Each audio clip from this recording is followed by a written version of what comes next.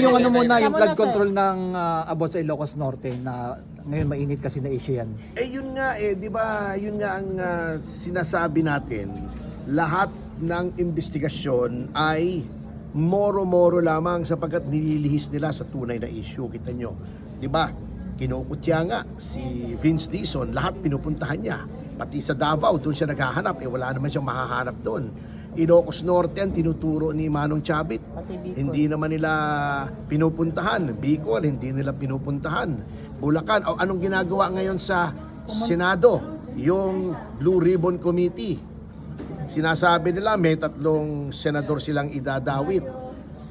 Tuwing papunta ang yung daan na tatahakin ng investigasyon kay Martin Romualdez ay nililihis po ni Ping Lacson.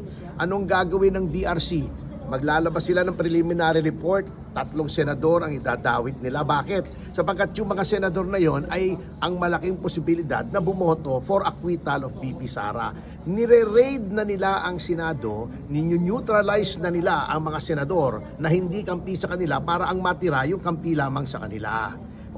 Obvious naman Kita nyo, ang dami nagsasabi kay Martin Romualdez. Yun na lang pag-aari ni Martin Romualdez sa Spain.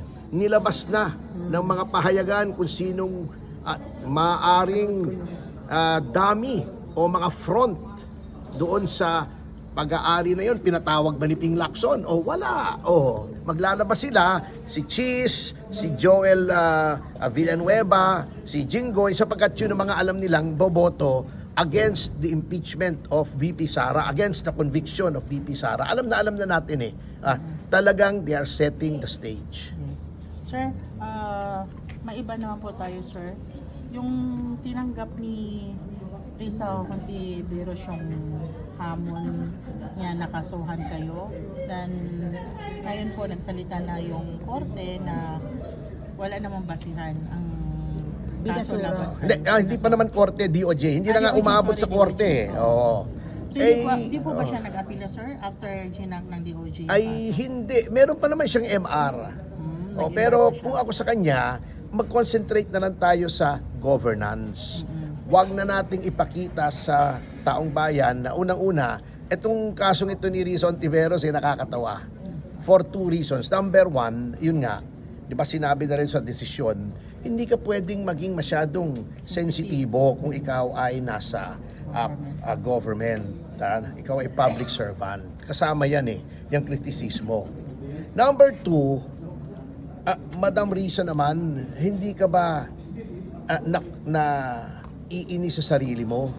Noong 2022, nag-file ka ng bill para i-decriminalize ang libel at cyber libel. Sabi mo, ginagamit itong kasangkapan ng mga public officials para iharas ang mga media men. Pagkatapos yung same law na gusto mong mawala na, mapawalang bisa, yun ang gagamitin mo laban sa amin na nagkikriticize sa'yo. Hindi ka ba nahihiya sa sarili mo niyan? So tumigil ka na. Oo. At alam mo, kasama sa criticism yan. Wag magpakatotoo tayo sa sarili natin na kung ayaw natin yan, ayaw natin yan. Hindi yung kapag sa iba, okay yan. Pag sa'yo, hindi okay yan. Yung batas, di ba? Ito lang, sir, additional question lang po. If ever po, sir, ang MR niya mag-granted and mapunta sa korte at pagdating sa court at mapatunayan talaga na ipalong bisa yung kaso niya. Sir, pwede nyo ba siyang balikan sa ganitong uri na harassment na kaso? Hindi na. Okay na yun, oo. Bakit ko siya babalikan? Sapat na yung nakikita ng mga taong bayan na mali yung ginagawa niya na she is not a public servant who takes criticism. Ayaw niya na napupuna siya. Gusto niya lagi lang siyang tama. Pagka nagkikriticize siya ng iba, okay, pero pag siya kinikriticize, nagdidemanda siya. Last na lang, attorney, message nyo lang po kay Risa Hontiveros. Yes. Wala naman. karapatan niya, hayaan mo na siya. It is her right as it is our right na kami naman ay naghain ng ethics complaint laban sa kanya on the same topic. We will let the concerned authorities decide kung sinong tama at kung sinong mali. Lalabas at lalabas naman kung sinong tama at sinong mali. At hindi naman na maitatago sa taong bayan. Matili po ang taong bayan, alam nila kung sinong kengkoy at sinong hindi sa mga naninilbihan. Sir, ito pinakalas talaga, sorry naalala ko lang yung regarding ngayon sa impeachment na binasura po. So, yung Magnificent 7 na hindi tanggap ang reklamo. So, hindi pa nga tapos yung reklamo nila, nag-umpisa pa lang. Alam nyo na, yung sinasabi nyo na ibabasura lamang. So, nagkatotoo po, sir, ano masasabi nyo po? Alam naman natin na moro-moro eh. So why would we participate in the charade? Lalo nang ayaw naming i-refile sapagkat alam naman natin na lokohan na ito eh. Kita mo yung kay De Jesus, yun ang binigyan nila ng due course. Alam naman nilang walang kwenta yun. Bago yun sa amin, nakita nilang maraming ebidensya, ayaw nilang tanggapin. So, moro-moro lang. So, na-achieve na nila yung gusto nila. May 1-year bar na. O sana masaya na sila roon. Pero ang sabi po, sir, ng mga sa part ng nag-file ng complaint na binasuray, ang sabi daw, patunayan daw na lawyer siya ni Lisa. Ano masasabi niyo po? Hindi, ang proof niyan yung kalidad ng final niyang impeachment. Nakita niyo naman kung gaano kanipis at walang attachment.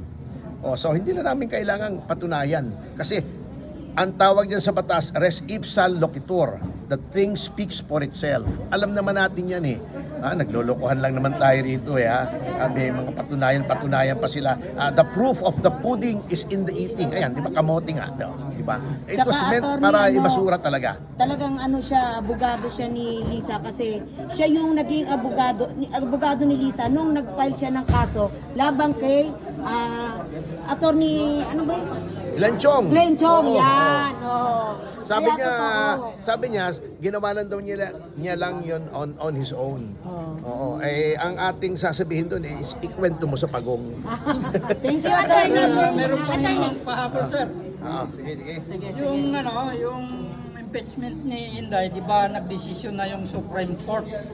Bakit nag-file pa rin yung Makabayan Black? Hindi, sabi nila tapos na daw yung 1-year ban. Pero merong question ng ibang abogado dyan Kasi di ba February 2 sila nag-file. Dapat 6. Sabi nila na iba daw dun sa decision sa MR. Pero para sa akin, nakalagay doon executory, di ba? Yung una. O dapat February 6. Oo. Ba't ba atat na atat kasi? Mas magaling sila. Pero maganda na rin kasi. Si Dilima, laging atat na atat yan eh. Mas maganda na attorney kasi halata na hindi sila sumunod sa judiciary. So, possible ma-dismiss. Tsaka attorney, pwede naman talaga sila mag-file which is dapat magkaiba doon sa dating ipinail nila, di ba? Na dapat mas malalim at mas malawak. Hindi po pwedeng ulitin kung anong ipinail na nung last year, di ba? Pwede naman kasi technicality ito procedural ito Pero ang akin, Dapat sumunod sa judiciary. sumunod sila. Ang problema puro bendalo Naging kultura na ng pamahalang itong bendalo, hindi po pwede yun lahat na lang bendalo. Sir, sir? Ano pong masasabi nyo ngayon dito sa mga vloggers na itong mga nakaraang buwan ay pinuputakti po kayo through social media na bakit kayo maniniwala dyan kay Atty. Topacio wala pa namang naipapanalong mga kaso, mga ganun po yung nila pinapalabas sa kanilang mga social media. So ano pong masasabi nyo ngayon sa kanila, sir? Mag-research sila kasi sa Korte Suprema pa lamang, ayoko na sanang magyabang kaya hindi na ako nagsasalita sa Korte Suprema pa lamang 6 na ang panalo nating kaso. Yung unang-una, yung sa North Luzon Tollway, ayan, alam ni Manang Aimee yan, ako ang abogado niya roon. Yung Marcos versus Manila North North Luzon Tollways Corporation na in-invalidate yung claim nila na pwede silang maglagay ng toll. Number 2, yung Duterte Youth, yung hindi makaupo si Wena Guanzon, di ba? Dahil mali yung pag-substitute, Number 3, yung Arroyo versus Secretary of Justice. Sinabing hindi pwede na mag-issue ng whole departure order ang Secretary of Justice, hukuman lamang. O yung Arroyo na yung kay FG, yung sa chopper case, sinabing walang probable cause. Yung plunder case ni Ginang Arroyo, di ba? Na sinabi ng pinabolang visa ng Korte Suprema, yung pagbasura ng demarred to evidence, kaya nawala ng kaso si Mrs. Arroyo. Hindi, wala pa sa Korte Suprema. Korte Suprema pa lang ang pinag-usapan natin. Yung Ong versus Blue Ribbon Committee, sinasabing hindi pwedeng basta i-contempt without due process. Di ba? 6 na yun. Supreme Court pa lang yun. Iba pa dito sa baba. Yung nagsasabi ng wala akong panalo, siya mismo 2 beses na disbar history yun, walang ganong abogado. 2 beses. Oo. Record breaker yun. Sa hearing na lang, sir, ano ba ang masasabi ninyo sa pag-welcome back ni HOR Martin Romualdez? Na dinumog siya doon Dinumog po siya kahapon doon sa HOR. sa Kongreso. Ganun ba? Di maigi, masaya siya. Alam mo, talagang dudumugin ka. Kung mali-maleta dinideliver sa'yo, baka talagang dudumugin ka. At least tayo rito, hindi ko na kailangan ng mali-maleta para dumugin dito. Attorney, pwede po makuha yung reaction niyo po doon po sa recommendation ng Senate Blue Ribbon Committee na kasuhan po yung mga 3 senador doon, kasama sila Senator Joel Villanueva, Chis Escudero, at saka si Yun nga ang Bundoy. sinabi ko kanina, di ba? They are setting the stage para ma-convict si Sara Duterte. Kasi itong mga to, most probably, boboto to against impeachment against conviction. So, then, nabawasan pa silang isa kasi tinatakot pa nila ng arrest warrant si Senator Bato. Tinatanggal na nila yung mga tingin nila boboto for acquittal. So, they're setting the stage. Ginagamit nila si King Lacson. Thank you, attorney.